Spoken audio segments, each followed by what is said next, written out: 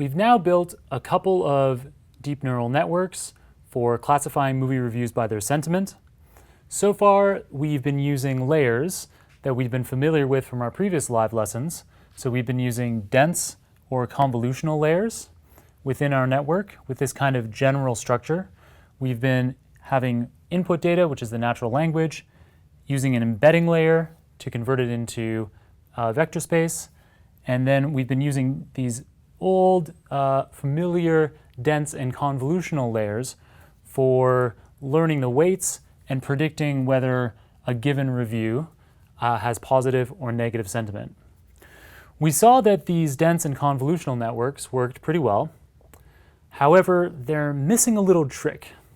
There's an opportunity presented by recurrent neural networks, which we're now talking about for the first time, that enable us to model natural language data better than with the dense or convolutional layers. So the advantage that recurrent neural networks have is that they can take information from a string of words in a sentence. So the dense or convolutional layers treat words individually.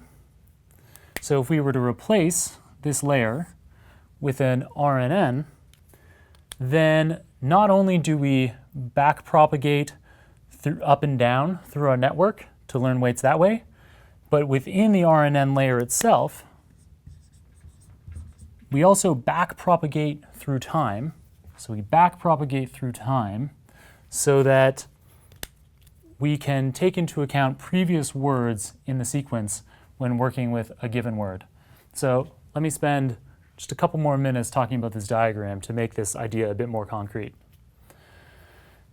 So here's a arbitrary sentence that I picked, deep learning for natural, and each of these words is a separate input to this recurrent neural network, so each of these tokens.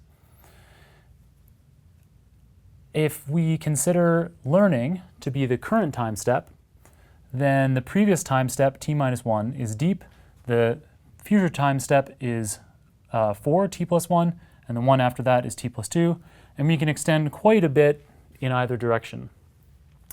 We'll be building some RNNs in a moment that have up to 100 in length.